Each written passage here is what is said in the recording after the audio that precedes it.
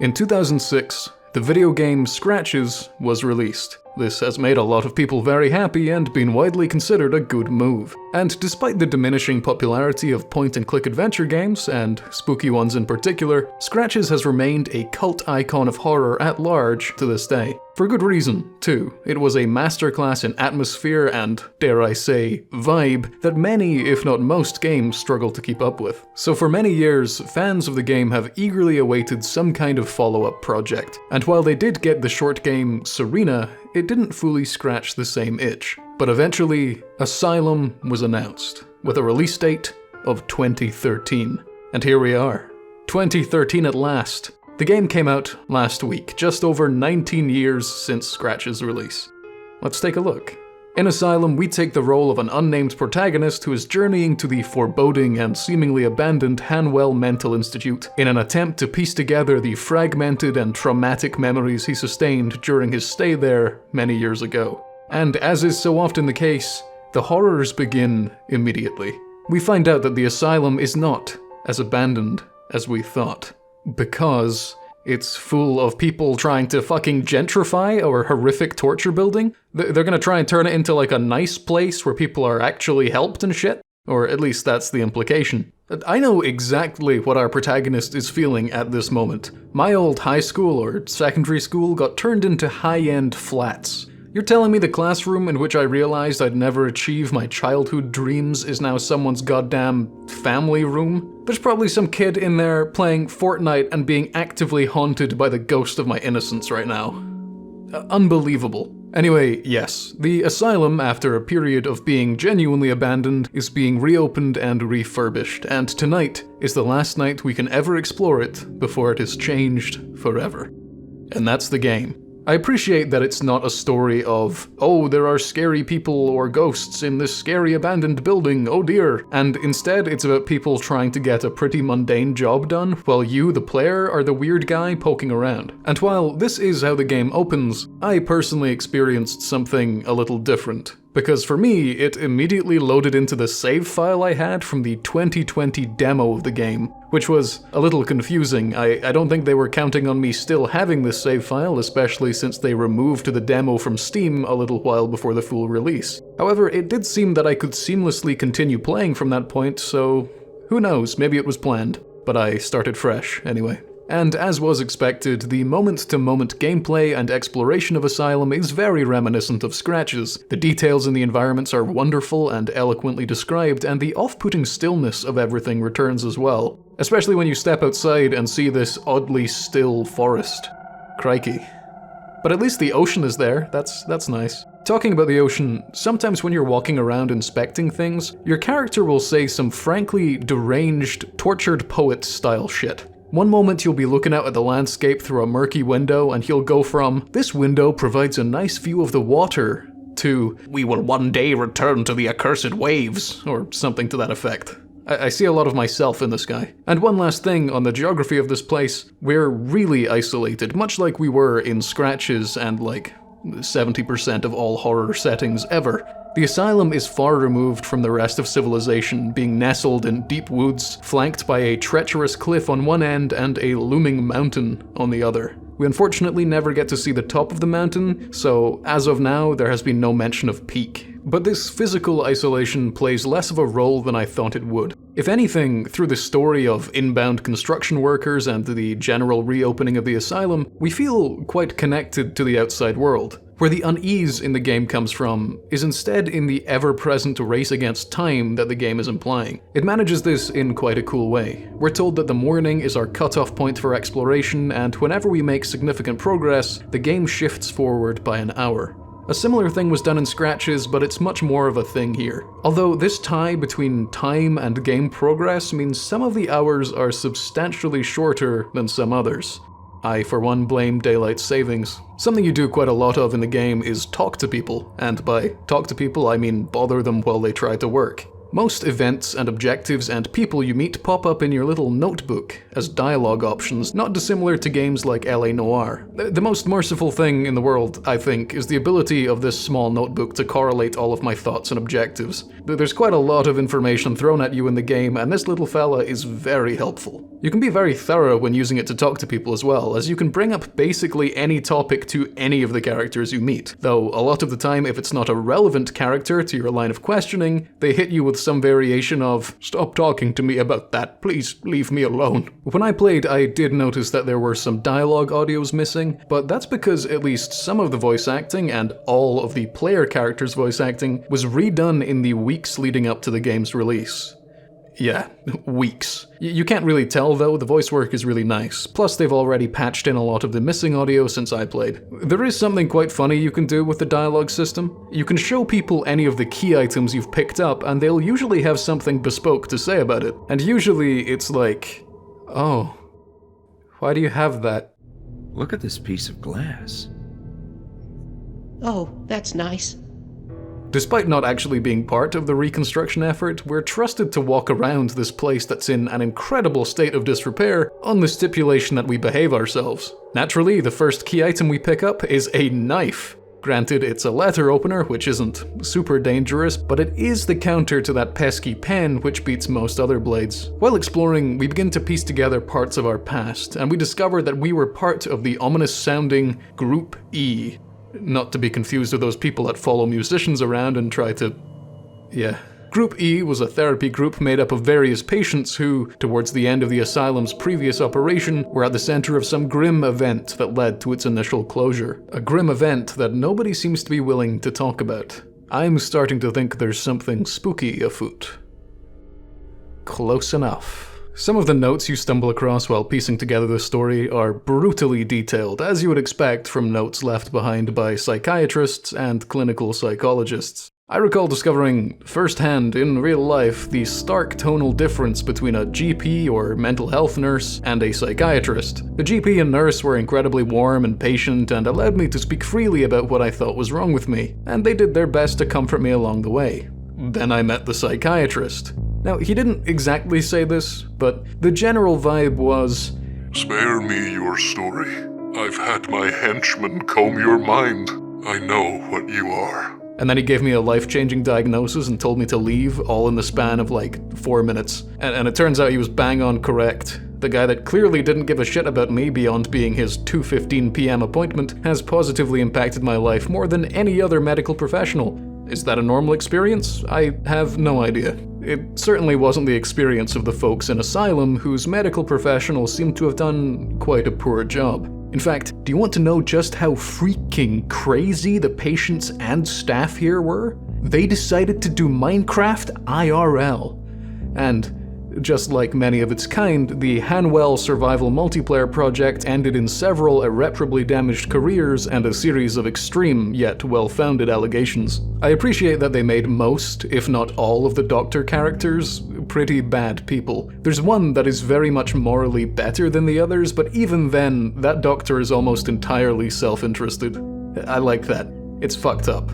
In one note, someone says, in regard to some medical breakthrough, "This is greater than mankind itself, even greater than me." And honestly, that's the exact brand of egomaniacal positive reinforcement I need to start harnessing more of on this channel. If you're not a big fan of reading, you'll likely not love the way the story is told, but if you do like a read, the notes are very compelling. There's a few different types you can find, including secret correspondence between conspiring parties, personal journal entries, medical documents, and news stories, among others. Their placement doesn't always make a tremendous amount of sense in the environment, but just remember, this place is crazy.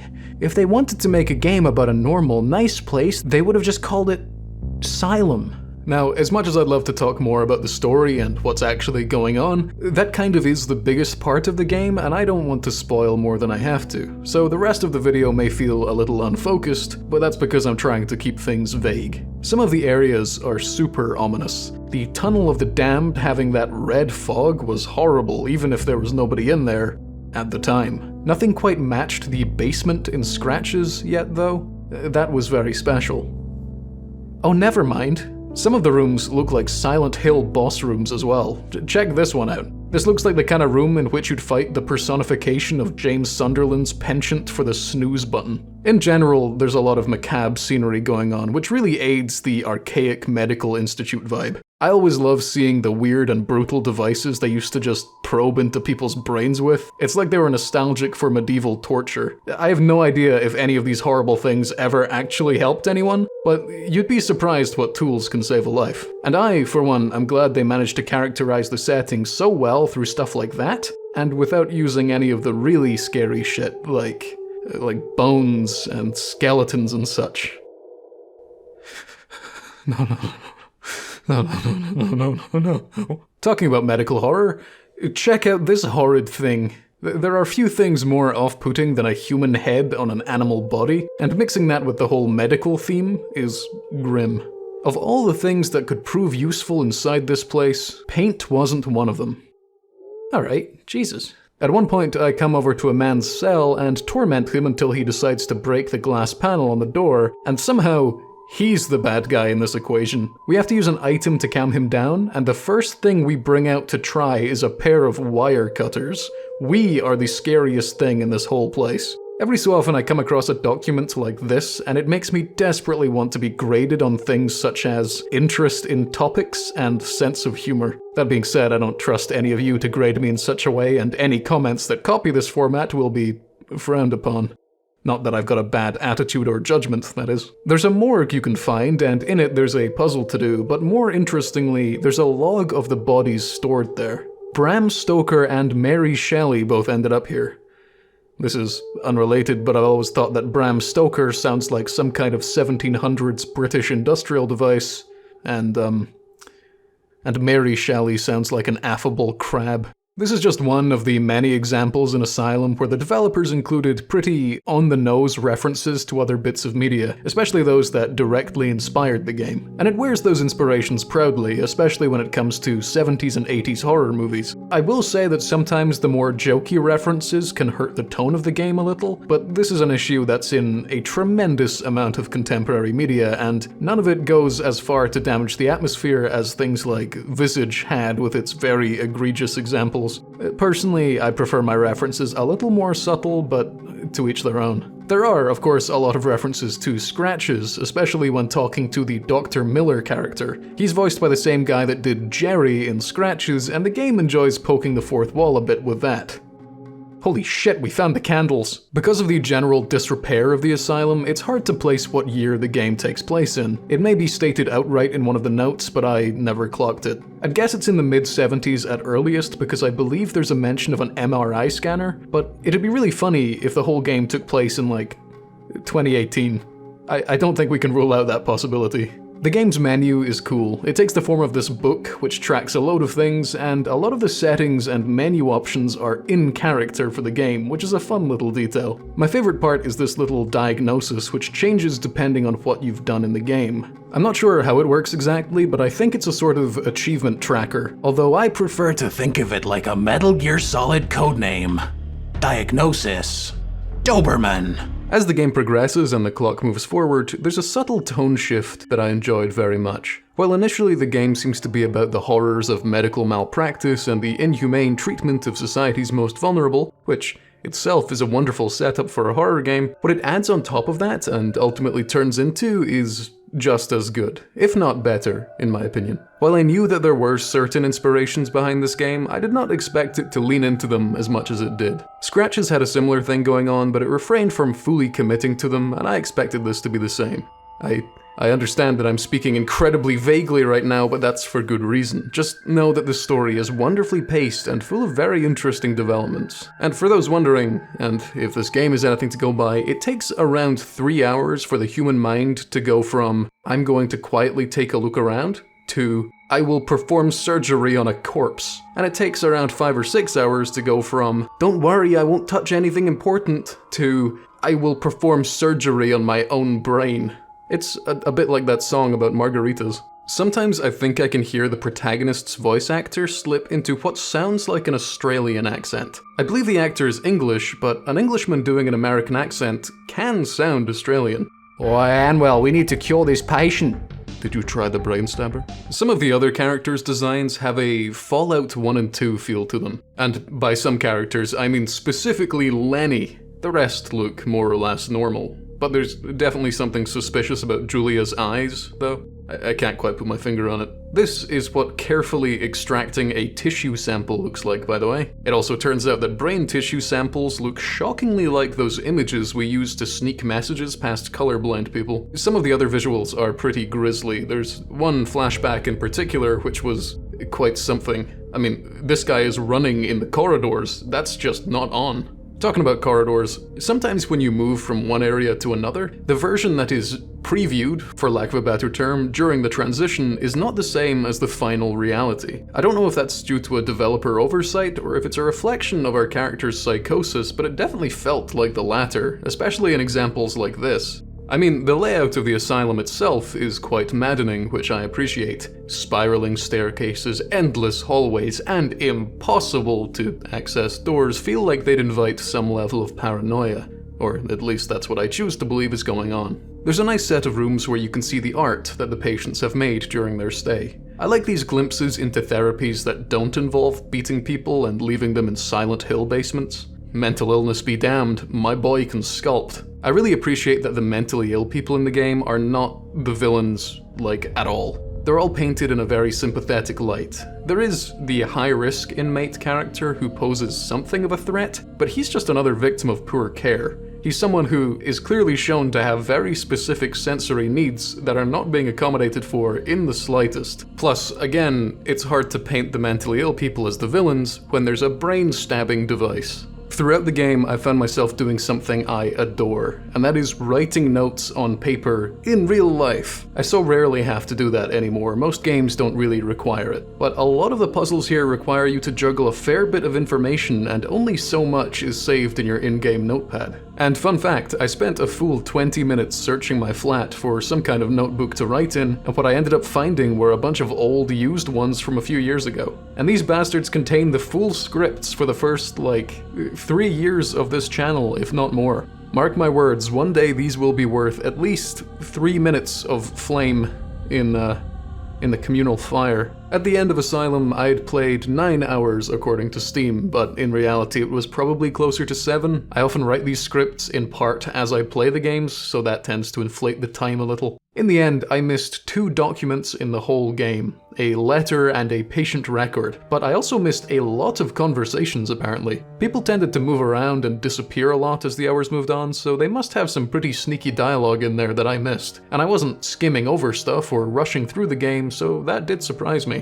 I only got stuck at one point, and that was me being dumb and not looking at the floor for a puzzle. And overall, the game is pretty devoid of typical adventure game moon logic, which is very nice. It's substantially less complex than Scratch's when it comes to puzzles, and I believe most people will be able to beat this without any kind of walkthrough, without much trouble or frustration whatsoever. Ultimately, I think it's less ominous and scary than Scratch's was, but it had a more compelling story, and thanks to its well-made puzzles, it had better pacing as well. My gut reaction would be to say that I still prefer Scratch's, but I'd need time to think about it for a while. If you're interested in playing the game, I do have some advice for you. Do not speak to everyone about every topic unless you're hunting for some fun Easter eggs or otherwise entertaining responses. You will save yourself a lot of time by only really bringing up topics that you think someone will actually know about. So don't ask the security guard about medical procedures, and don't ask the new receptionist about the history of obscure therapy groups. That kind of thing.